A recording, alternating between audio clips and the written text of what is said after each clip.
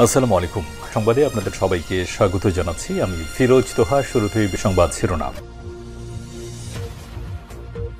জানিয়ে দেব এই মুহূর্তে হাতে পাওয়া সর্বশেষ গুরুত্বপূর্ণ আপডেট বাংলা সংবাদ। শুরুতেই থাকছে 8ই ডিসেম্বরের সমাবেশে শেখ হাসিনা কিভাবে যুক্ত হবেন। প্রিয় দর্শক, নতুন একটি সংবাদ আমাদের হাতে এসেছে। আগামী 8ই ডিসেম্বর ঘিরে উত্তেজনা বাড়ছে। এদিনই হতে যাচ্ছে শেখ হাসিনার সভাপতিত্বে আওয়ামী লীগের বড় একটি সমাবেশ।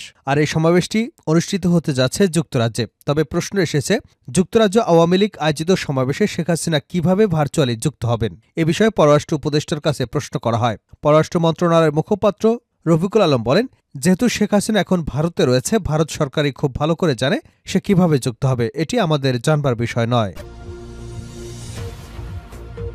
এবারে জানাবো, বাংলাদেশের সার্বভৌমত্ব কোনো ধরনের হুমকিতে নেই বলে জানিয়েছেন স্বরাষ্ট্র উপদেষ্টা লেফটেন্যান্ট জেনারেল মোহাম্মদ জাহাঙ্গীর আলম চৌধুরী। উপদেষ্টা বৃহস্পতিবার রাজধানীর পূর্বাঞ্চল ফায়ার সার্ভিস এবং সিভিল ডিফেন্স মাল্টিপারপাস ট্রেনিং গ্রাউন্ডে আন্তর্জাতিক স্বেচ্ছাসেবক দিবস 2024 উপলক্ষে ফায়ার সার্ভিস ও সিভিল ডিফেন্স আয়োজিত অনুষ্ঠানে উদ্বোধন শেষে সাংবাদিকদের ব্রিফকালে একথা জানান।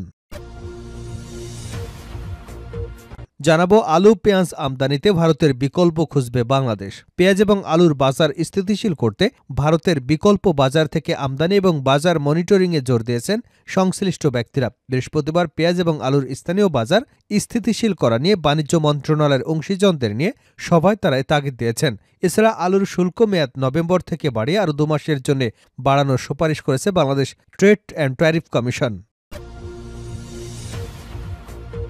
জানিয়ে দেব, এবার বাংলাদেশিদের উপর নিষেধাজ্ঞা প্রত্যাহার ত্রিপুরা হোটেল মালিকদের। ব্যবসায়িক ক্ষতির আশঙ্কায় বাংলাদেশি নাগরিকদের উপর জারি করা হোটেল নিষেধাজ্ঞা প্রত্যাহারের ঘোষণা দিয়েছে ত্রিপুরার হোটেল এবং রেস্তোরাঁ মালিকদের সংগঠন।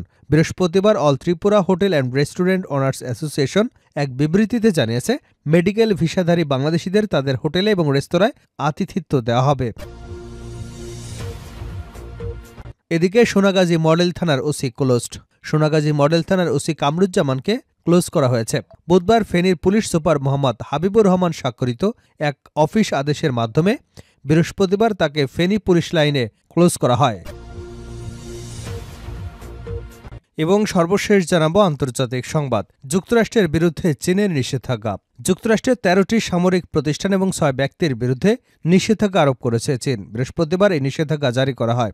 মার্কিন সংবাদ মাধ্যম নিউ ইয়র্ক টাইমসের এক প্রতিবেদন থেকে এ তথ্য জানা গেছে। প্রতিবেদনে বলা হয়েছে, তাইওয়ানকে অস্ত্র সরবরাহের অভিযোগ এনে তারা এই নিষেধাজ্ঞা আরোপ করেছে। চীনের পররাষ্ট্র মন্ত্রণালয় জানিয়েছে, গত মাসে তাইওয়ানকে $37 কোটি 80 লাখ সামরিক সহায়তার অনুমোদন দিয়েছে বাইডেন প্রশাসন। এতে চীনের সার্বভৌমত্ব ক্ষুণ্ণ হয়েছে বলে দাবি তাদের। এতক্ষণ শিরোনাম শুনছিলেন, এবার বিস্তারিত। প্রিয় দর্শক, আপনি যদি এই চ্যানেলে নতুন হয়ে থাকেন, ভিডিওটি দেখতে দেখতে চ্যানেলটি সাবস্ক্রাইব করে আমাদের সঙ্গে থাকুন। আর এই ভিডিও সম্পর্কে আপনি আপনার মূল্যবান মতামতটি কমেন্ট বক্সে জানিয়ে দিন। আর হ্যাঁ প্রিয় দর্শক, জানিয়ে দিন ভিডিওটি কোথা থেকে দেখছেন। 8ই ডিসেম্বরের সমাবেশে শেখ হাসিনা কিভাবে যুক্ত হবেন তা জানে ভারত। ব্রিফিংয়ে পররাষ্ট্র মন্ত্রণালয়ের মুখপাত্র। যুক্তরাজ্য আওয়ামী লীগ আয়োজিত সমাবেশে শেখ হাসিনা কিভাবে ভার্চুয়ালি যুক্ত হবেন তা জানে ভারত। তারাই ভালো বলতে পারবে বলে মন্তব্য করেছেন পররাষ্ট্র মন্ত্রণালয়ের মুখপাত্র মোহাম্মদ রফিকুল আলম। বৃহস্পতিবার বিকেলে সাপ্তাহিক ব্রিফিংয়ে এ সংক্রান্ত প্রশ্নের জবাবে এ মন্তব্য করেন তিনি।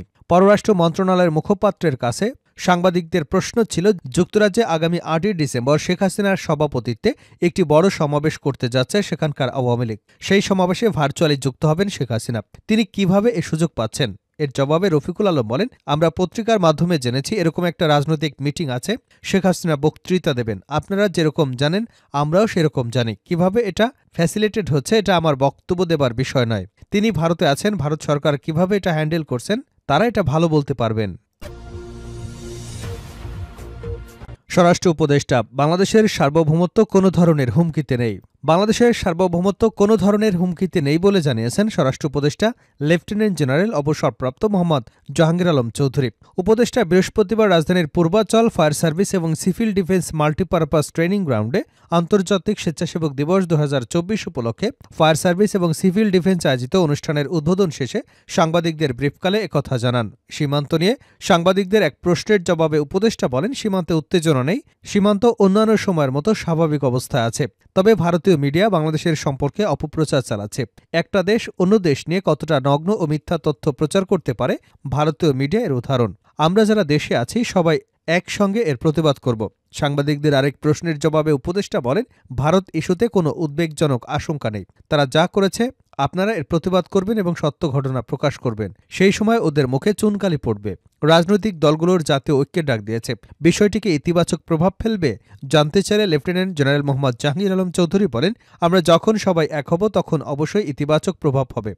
এতে আমরা সবাই একসঙ্গে কাজ করব, একসঙ্গে প্রতিবাদ করতে পারব, এটি খুবই ভালো দিক। অনুষ্ঠানে স্বাগত বক্তব্য রাখেন ফায়ার সার্ভিস ও সিভিল ডিফেন্স অধিদপ্তরের মহাপরিচালক ব্রিগেডিয়ার জেনারেল মোহাম্মদ জাহেদ কামাল। আলু পেঁয়াজ আমদানিতে ভারতের বিকল্প খুঁজবে বাংলাদেশ। পেঁয়াজ এবং আলুর বাজার স্থিতিশীল করতে ভারতের বিকল্প বাজার থেকে আমদানি এবং বাজার মনিটরিংয়ে জোর দিয়েছেন সংশ্লিষ্ট ব্যক্তিরা। বৃহস্পতিবার পেঁয়াজ এবং আলুর স্থানীয় বাজার স্থিতিশীল করা নিয়ে বাণিজ্য মন্ত্রণালয় অংশীজনদের নিয়ে সভায় তারা এ তাগিদ দিয়েছেন।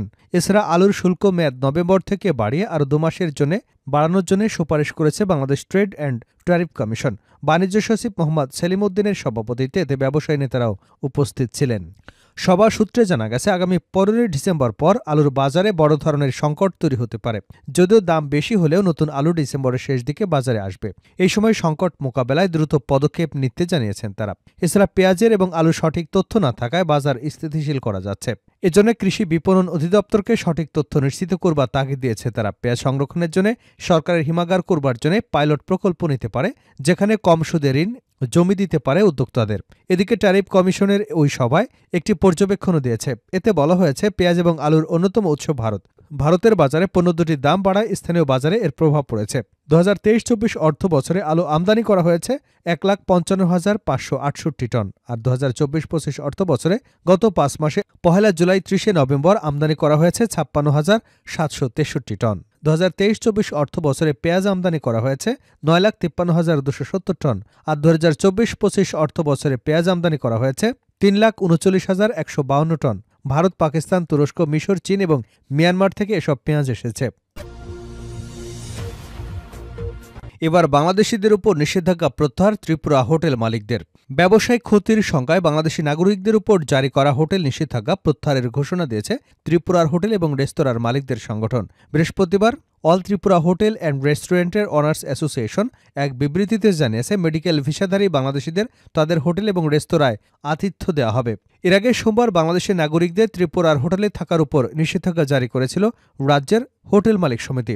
ফ্রন্ট ডেস্কে নিষেধাজ্ঞা সংক্রান্ত পোস্টার টাঙানোর পাশাপাশি নিরাপত্তা তল্লাশি জোরদার করবার নির্দেশনা দেওয়া হয়েছিল। প্রসঙ্গত, এতদিন ত্রিপুরার হোটেল ব্যবসায় বাংলাদেশিরা ছিলেন প্রধান ভোক্তা। তবে সম্প্রতি বাংলাদেশের জাতীয় পতাকা অবমাননার অভিযোগে দেশটিতে চলমান বিক্ষোভের প্রক্রিয়ায় ত্রিপুরার হোটেল মালিকরা বাংলাদেশিদের জন্য নিষেধাজ্ঞা জারি করেছিল।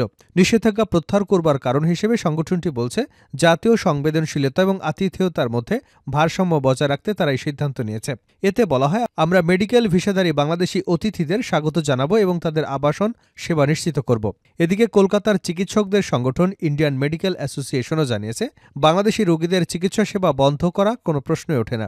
সংগঠনটি উল্লেখ করেছে, চিকিৎসা পেশায় জাত, ধর্ম, দেশ কোনো বিষয় নয়, রোগী সবার আগে।